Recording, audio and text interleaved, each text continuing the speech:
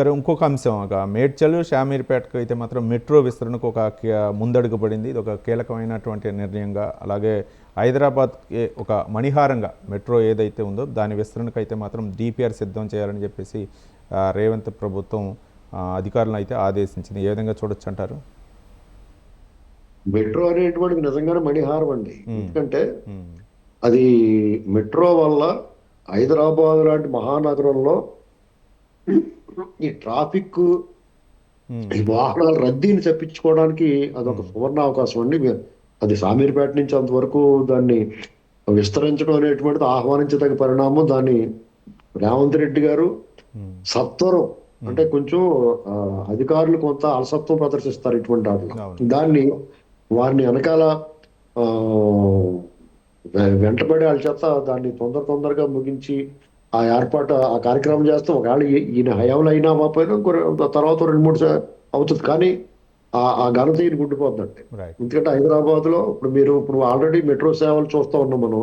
2017లో ప్రారంభమైంది, దాదాపు 7-8 అయిపోతా ఉంది. ఇప్పుడు మనం పూర్తి స్థాయిలో ఆ సేవలను మనం అనుభవిస్తూ ఉన్నాం, ఆ సర్వీస్ లో. దానివల్ల ఒక సామాన్యుడి కొంచెం ధర ఎక్కువ అనిపించవచ్చు, కానీ వాళ్ళకి కలిసి వచ్చే టైము, ఇంధన పొల్యూషన్, వెహికల్స్ తో ట్రాఫిక్ లో చిక్కుకుని ఇబ్బంది పడే దానికంటే కూడా చాలా చాలా సుఖంగా ఉందండి మీకు మెట్రో అనేటువంటిది. ఆ సేవలు అన్ని వైపులు కూడా విస్తరిస్తే హైదరాబాద్ లో రాబోయే రోజులు ప్రతి సంవత్సరం ఎప్పటికప్పుడు మనం ట్రాఫిక్, మెట్రో వచ్చినంత మాత్రం ట్రాఫిక్ లేకుండా పోదు. పెరుగుతున్న జనాభా, అందులోనూ కరోనా తర్వాత పర్సనల్ వెహికల్స్ ఎక్కువైనాయండి. 2020 తర్వాత ఎవరికి వాళ్ళే ఒక ప్రైవేట్ ట్రాన్స్పోర్ట్, అంటే వాళ్ళకి సొంతంగా రవాణా సదుపాయం ఏర్పాటు చేస్తున్నారు. అందరూ కార్లు కొనుక్కోవడం గట్ట జరిగింది. అంచేత మీకు ఈ ట్రాఫిక్, వాహనాల రద్దీ అనేటువంటిది ఎప్పటికప్పుడు పెరుగుతూ ఉంటుంది. జనాభా పెరుగుతూ ఉంటారు, వాహనాల రద్దీ పెరుగుతూ ఉంటుంది. దాన్ని మీరు ఎన్ని రోడ్లు విస్తరణ చేసినా, ఎంత రవాణా సదుపాయం కల్పించినా అది ఎప్పటికీ పెరుగుతూనే ఉంటుంది. అందులోనూ హైదరాబాద్ అనేటువంటిది మహానగరం, మినీ భారతదేశం. కాబట్టి ఇక్కడ ఈ మెట్రో లాంటి సేవల్ని విస్తరిస్తే ఖచ్చితంగా ప్రజలకు ఉపయోగపడితే రేవంత్ రెడ్డి గారికి మంచి పేరు వస్తుంది, ఆ ప్రభుత్వానికి మంచి పేరు వస్తుంది. శ్రీనివాసరావు గారు, అంటే ఒక పక్క సంక్షేమ పథకాలు అమలు చేస్తూ ఎట్లాంటి మౌలిక సదుపాయాలు కల్పించాలంటే ప్రభుత్వంపై ఒక విధంగా భారం అని చెప్పుకోవచ్చా? అంటే ఇది కేంద్ర రాష్ట్ర ప్రభుత్వాల సంయుక్తమైనటువంటి ప్రాజెక్ట్ అనుకోండి. ఖచ్చితంగా ఇప్పుడు వీళ్ళ బ్యాట్లకి ఏంటంటే కేంద్రంలో ఎన్డీఏ గవర్నమెంట్ ఉంది, ఇక్కడ కాంగ్రెస్ గవర్నమెంట్ ఉంది, కాబట్టి కొంచెం సహకారం తక్కువగా ఉండొచ్చు. కానీ ఎన్డీఏ ప్రభుత్వం కూడా హైదరాబాద్ లాంటి తెలంగాణ రాష్ట్రానికి నిధులు ఇవ్వడానికి కానీ సహకరించడానికి కానీ వాళ్ళు వెనకాడరండి. ఎందుకంటే రేపో మాపో ఇక్కడ కూడా వాళ్ళు బాగా వేయాలని చూస్తున్నారు. కాబట్టి హైదరాబాదు లేకపోతే తెలంగాణ రాష్ట్రానికి వాళ్ళు సహాయం అందించడానికి ముందే ఉంటారు. ఎందుకంటే ఆ క్రెడిట్, ఆ ఘనత తాము తెచ్చుకోవడానికి చూస్తూ ఉంటారు. కాబట్టి రేవంత్ రెడ్డి గారి సహకారం అందుతుంది అనుకుంటున్నాను నేను. రేవంత్ రెడ్డి గారు కూడా వారు కేంద్రంతో కయ్యం పెట్టుకుని లేడే, సహకార ద్వారంలోనే వారి నుంచి లౌకికంగానే ఏం కావాల్సిన రాబట్టుకునే పరిస్థితి కనబడుతుంది. అది ఆయన చాకచక్యం. రేవంత్ రెడ్డి గారు దూకుడు స్వభావానికి తగ్గట్టుగా కేంద్రంతో యుద్ధం అనేటువంటిది కాకుండా వాళ్ళతో సఖ్యంగానే ఉంటున్నాడు. అది మనం ఆహ్వానించడానికి పరిణామం. రాజకీయంగా ఏ పార్టీలు వేరైనా కానీ రేవంత్ రెడ్డి గారికి మంచి మార్కులే పడతాయి ఈ విషయంలో. రైట్, అంటే కేంద్రంతో సఖ్యత్వం ఉంటేనే రాష్ట్రానికి ఏమైనా నిధులు రావడం విషయం కానీ అభివృద్ధి విషయంలో కూడా ఉంటుంది. అందులోనూ 2 కేంద్ర మంత్రులు ప్రాతినిధ్యం వహిస్తున్నారు కాబట్టి తెలంగాణ నుంచి అటు కిషన్ రెడ్డి, బండి సంజయ్ ఇద్దరు కూడా కేంద్ర మంత్రులు కాబట్టి ఎక్కువగా నిధులు వచ్చే అవకాశాలు ఉన్నాయంటారు.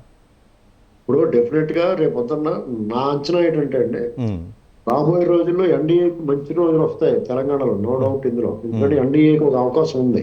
ఎందుకంటే ప్రజల్లో కూడా తెలంగాణ తెచ్చిన కేసీఆర్ గారు 2 సార్లు ఇచ్చారు, తెలంగాణ ఇచ్చిన కాంగ్రెస్ ఒకసారి ఇచ్చారు. ఈసారి తెలంగాణలో బలపడిన బీజేపీకి, ఎన్డీఏ కూటమికి అవకాశం ఇస్తారేమో. ఆ అవకాశం వచ్చినప్పుడు వాళ్ళ స్టేక్ ఏంటంటే, కిషన్ రెడ్డి గారు కానీ, బండి సంజయ్ గారు, ఈటెల రాజేంద్ర గారికి కానీ తెలంగాణ రాష్ట్ర ముఖ్యమంత్రి అయ్యే అవకాశం వస్తుంది. కాబట్టి వాళ్ళు కూడా చాలా కష్టపడి వాళ్ళ పేరు తెచ్చుకోవడానికి, నిధులు తీసుకురావడానికి కృషి చేస్తారు. ఇది రేవంత్ రెడ్డి గారికి కలిసి వచ్చే అదృష్టం, కలిసి వచ్చే విషయం.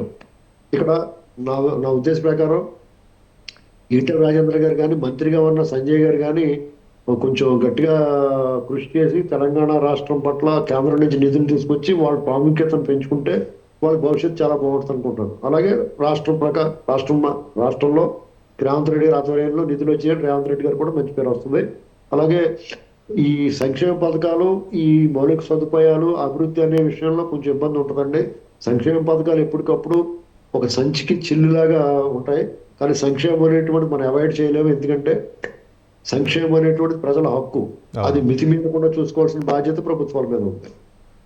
శ్రీనివాసరావు గారు, అంటే కేంద్రం ఇచ్చేటటువంటి ప్రాజెక్టులు ఏవైతే ఉన్నాయో అవి బీజేపీ ఎన్కాష్ చేసుకునే అవకాశం ఉందనుకోవచ్చా, లేకపోతే రాష్ట్రానికి అవి అంటే రేవంత్ రెడ్డి ప్రభుత్వం ఎన్కాష్ చేసుకునే అవకాశం ఉందనుకోవచ్చు? ఇప్పుడు కేంద్ర ప్రభుత్వం రాష్ట్రాలకు ఇవ్వాల్సిన పెట్టుబడుల విషయంలో కానీ, వాళ్ళు సహకరించాల్సిన విషయంలో కానీ వాళ్ళు ఎలా చూస్తారంటే రేవంత్ రెడ్డి గారు ఉన్నాడు కాబట్టి ఇవ్వకూడదు అనేటువంటి భావన ఏమి ఉండదు అనుకుంటున్నాను నేను. ఎందుకంటే వాళ్ళ ప్రాముఖ్యత పెంచుకోవడానికి, ఎందుకంటే వాళ్ళు చెప్పుకోవడానికి మౌత్ పీసులు ఉన్నాయి. అవునవును. బీజేపీ ఏమీ చేయకుండానే మేము చేసామని చెప్తారు. అటువంటి ఏదైనా చేత ఇంకా చెప్పేసుకుంటారు కదా ఎక్కువ. అవును. కాబట్టి వాళ్ళు ఏదైనా చేసి 100 రూపాయలు చేసి 1000 రూపాయలు చేసామని చెప్పుకుంటారు. ఏదో ఒకటి చెప్పుకొని వాళ్ళు ముందు ఏదైనా చేస్తే మంచిదే కదా, వాళ్ళు చేస్తారనుకుంటున్నాను. రైట్. శ్రీనివాసరావు గారు, అంటే ఒక విధంగా చెప్పాలంటే ఒక పక్క కేంద్రంలో ఎన్డీఏ సర్కార్ ఉంది, రాష్ట్రంలో కాంగ్రెస్ ప్రభుత్వం ఉంది. కొన్ని ఆరోపణలు కూడా ఉంటాయి. అంటే కాంగ్రెస్ పాలిత రాష్ట్రాలకు తక్కువ నిధులు ఇస్తుంది, బీజేపీ పాలితమైనటువంటి రాష్ట్రాలకు ఎక్కువ నిధులు ఇస్తుంది, అంటే భాగస్వామ్య పక్షాలు ఉన్నటువంటి ఇట్లాంటి ఆరోపణలు ఏ విధంగా చూడొచ్చు అంటారు? అంటే మీకు నేను ఒక విషయం తప్పనిసరిగా చెప్పాలండి. ఎవరైనా సరే, ఏ రాజకీయ పార్టీ అయినా, రాజకీయ నాయకుడైనా తన కూడా ఉన్న వాళ్ళకంటే ఆ దారిని పోయి కూడా తన దగ్గర తెచ్చుకోవాలని ట్రై చేస్తూ ఉంటాడు. ఇది సహజ మానవ లక్షణం. ఇప్పుడు మీ స్నేహితుడు ఉంటాడు, కొత్తగా స్నేహితుడిని మీరు చేర్చుకోవాలంటే గిఫ్ట్లా కొత్త స్నేహితుడికి తప్ప కూడా ఉన్నవాడికి కాపీ పోయిస్తారు అంతే. మీరు ఇది మీరే ఆలోచించుకోండి. కాబట్టి బీజేపీ కూడా, ఎన్డీఏ ప్రభుత్వం కూడా కాంగ్రెస్ పాలిత రాష్ట్రాలు తమ వైపు ఆకర్షించుకోవడం కోసం వాళ్ళకే ఎక్కువ చేస్తుంది బెనిఫిట్. ఇది అంటే మనకు ఎలా కనిపిస్తుంది అంటే వాళ్ళ రాష్ట్రాలు చేసుకుంటున్నారు, కాంగ్రెస్ పాలిత రాష్ట్రాలకి ప్రతిపక్షాలు ఉన్న రాష్ట్రాలు చేయట్లేదు అనే ఆరోపణ మాత్రమే. అంతసేపు కూడా అది రాజకీయ ఆరోపణే. రాజకీయ ఆరోపణే. వాళ్ళు ఎంతసేపు కూడా అవతల పార్టీలు అధికారంలో ఉన్న రాష్ట్రాల వైపు నుంచి ఆకర్షించుకోవడానికి వాళ్ళకి ఎక్కువ చేస్తూ ఉంటారు. ఇది అంటే మనకు కనిపించదు అలాగా. ఆరోపణలు వాళ్ళు కప్పడిపోతూ ఉంటాయి. రైట్. కానీ కేంద్రంలో ఏ ప్రభుత్వం ఉన్నా అన్ని రాష్ట్రాలను సమానంగా చూస్తూ ఉంటది అంటారు. ఇది రాష్ట్రాలకు హక్కుగా రావాల్సిందని వాళ్ళు ఆపలేరు. రాజ్యాంగం ప్రసాదించిన హక్కు అది, దాన్ని ఎవడో ఆపలేడు. అయితే కొంచెం జాబ్ చేయొచ్చు, కొంచెం లేట్ చేయొచ్చు, కానీ అవతల ఉన్న వ్యక్తులను బట్టి కొద్దిగా లేట్ చేయొచ్చు, కానీ వాళ్ళు ఆపలేరు మొత్తానికి. ఇంకోటి ఏంటంటే మీరు చూడండి, నీరు పల్లానికి వెళ్తుందండి. నీరు ఎప్పుడు కూడా పల్లం వైపే ప్రవహిస్తుంది. అలాగే దేవుడు కూడా ఏం చేస్తాడంటే ఆ పాపాత్ముల దగ్గరికి అంత ప్రత్యక్షమవుతాడు. చూసుకోండి, హిరణ్యకశిపుడికైనా లేకపోతే రావణాసుడికి, ఎవరికైనా ఆ పాపాత్ముల దగ్గరే ప్రత్యక్షమవుతాడు తప్ప బాగా రోజు పూజలు చేసి కూడా కనపడ్డాం. కాబట్టి ఇప్పుడు అధికారంలో ఉన్న పార్టీలు ఎప్పుడు కూడా ప్రతిపక్షం, ఇప్పుడు రాజకీయ పార్టీలు చూడండి, అలా అవతల పార్టీలో వరకు దెబ్బలాడిన వాళ్ళందరినీ చేర్చేసుకుంటారు. కారణం ఏంటి అంటే out right side. Thank you Adusumalli Srinivasarao garu. వివిధ అంశాలపై మీ యొక్క వార్తా విశ్లేషణ అందించినందుకు. ఇవి వివిధ దినపత్రికలో ప్రచురిత ప్రధాన అంశాలపై వార్తా విశ్లేషణ న్యూస్ కేఫ్. రేపు న్యూస్ కేఫ్లో మళ్ళీ కలుసుకుందాం. చూస్తూనే ఉండండి స్వతంత్ర.